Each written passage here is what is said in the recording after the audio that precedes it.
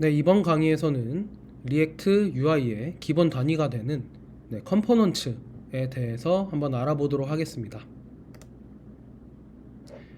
네, 우선 리액트 공식 문서에서 컴포넌츠를 어떻게 설명하고 있는지 간단하게 한번 보고 넘어가도록 하겠습니다. 네, 컴포넌츠를 이렇게 얘기를 하고 있네요. 컴포넌트를 통해 UI를 재사용 가능한 개별적인 여러 조각으로 나누고 각 조각을 개별적으로 살펴볼 수 있다. 이렇게 얘기를 하고 또 자바스크립트 함수와 유사하다. props라고 하는 의미의 입력을 받은 후 리액트 엘리먼트를 반환한다. 화면에 표시되는 요소들인 리액트 엘리먼트를 반환한다. 이렇게 얘기를 하고 있고, 간단하게 저희가 그동안 간단하게 저희가 CRA 프로젝트를 만들면서도 봤었던 이 자바스크립트 함수 형태를 이제 컴포넌트라고 부른다, 이렇게 얘기할 수 있겠습니다. 그래서 조금 더 정리해서 한번 살펴보도록 할게요. 그래서 컴포넌트란 재사용 가능한 UI 부품이라고 생각해 주시면 되는데요. 이 컴포넌트라는 부품을 모아서 하나의 화면을 만들고 그 화면들이 모여 하나의 프로젝트가 되고, 이렇게 생각해 주시면 되겠습니다. 그래서 이 컴포넌트라는 부품을 재사용해서 프로젝트를 구성하기 때문에 기존의 HTML만을 사용해서 만들었던 페이지에 비해 비효율적인 이 중복되는 코드들을 컴포넌트가 줄여줄 수 있겠죠. 쉽게 말하자면 컴포넌트는 HTML 엘리먼트들의 집합이다, 이렇게도 볼 수 있겠습니다.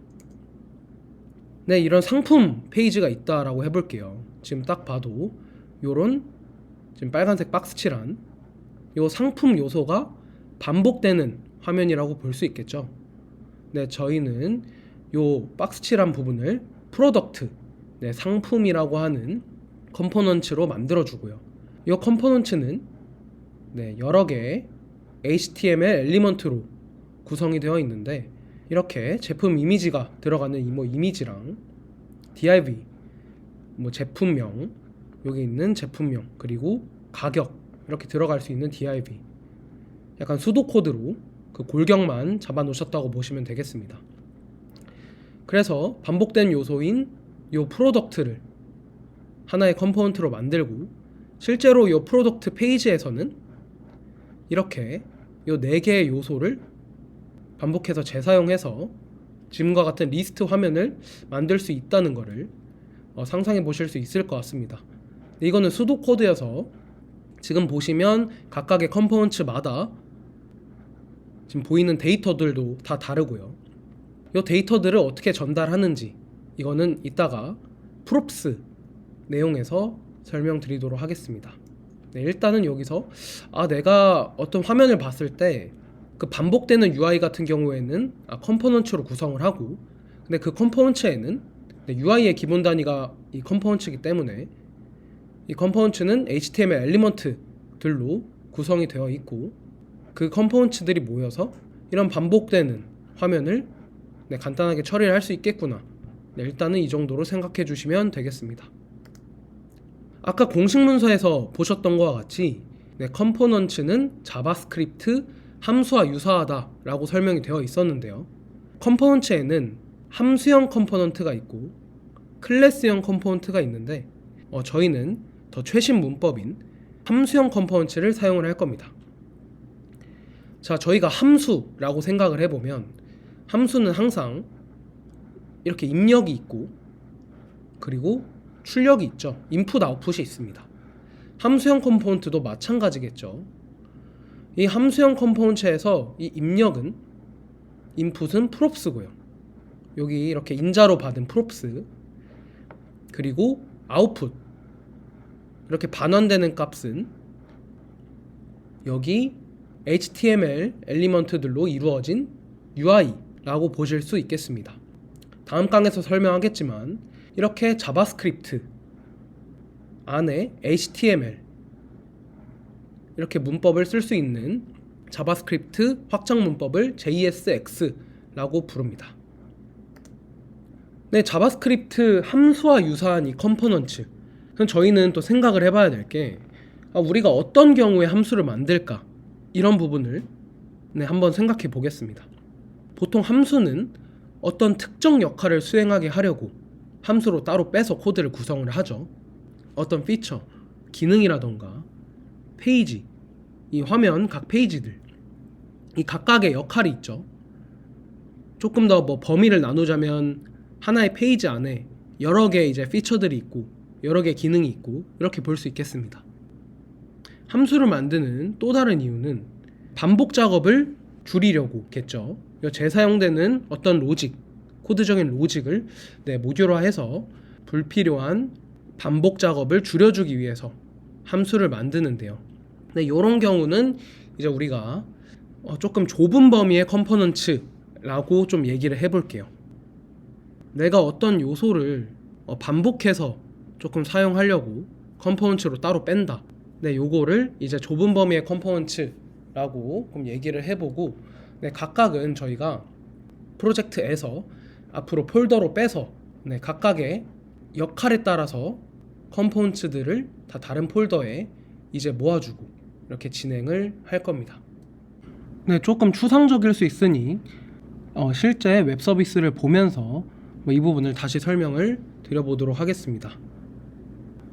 이거는 저희가 나중에 클론 코딩 하게 될 마켓컬리 서비스인데요. 지금 저희는 어떤 페이지 같은 경우에 그 페이지의 역할을 수행하게 하려고 얘를 컴포넌츠로 이제 빼줄 겁니다. 이 전체 여기를 이제 메인 페이지 컴포넌츠로 뺄 수가 있겠고요. 그 하나의 페이지는 여러 개의 기능들로 이루어져 있죠. 보시면 어떤 이렇게 추천하는 부분도 있고 명절 일일 특가 이런 상품들을 보여주는 것도 있고 다양한 기능들을 하나의 페이지에서 담고 있습니다. 한 개의 기능 이것도 또 컴포넌츠로 뺄 수 있겠죠. 그래서 이렇게 어떤 상품을 추천해주는 recommend product 라는 이름의 기능을 가진 컴포넌츠로 또 뺄 수 있겠습니다. 그리고 이렇게 좁은 범위의 컴포넌츠, 진짜 이 반복 작업을 줄여주기 위해서 재사용된 로직을 모듈화하는 부분이죠. 요 프로덕트, 요 하나의 상품이 그렇습니다. 요것도 이제 어떤 기능 안에서 이 반복되는 요소를 컴포넌츠로 빼서 반복문을 통해 이 리스트 형태인 이 추천 기능 리스트를 만들어 줄 수가 있겠죠.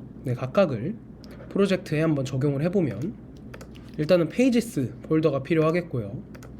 그 다음에 기능은 피처스라는 폴더, 그리고 컴포넌츠 반복시켜줄 요소들을 넣어주는 폴더죠.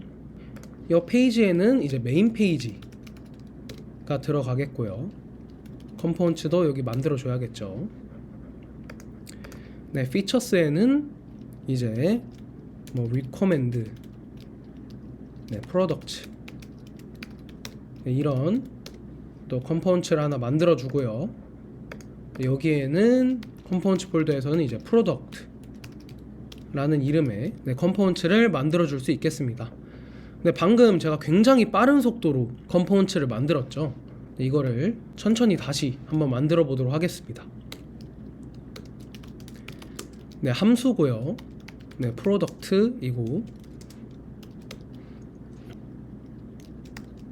항상 이렇게 UI를 리턴을 해줘야 되죠. 그리고 컴포넌트를 이제 만드셨을 때 export default 하고 요 만든 컴포넌트를 넣어주는 것을 볼 수가 있는데요. 자, 여기서 하나의 자바스크립트 파일 안에서는 메인이 되는 한 개의 컴포넌트는 익스포트를 이렇게 디폴트로 해주셔야 된다는 부분 설명을 드리고, 예를 들어서 다른 컴포넌트를 또 요 같은 자바스크립트 파일 안에서 사용하고 싶을 수도 있어요. 물론 분리해 주는 게 더 좋지만요. 그런 경우에는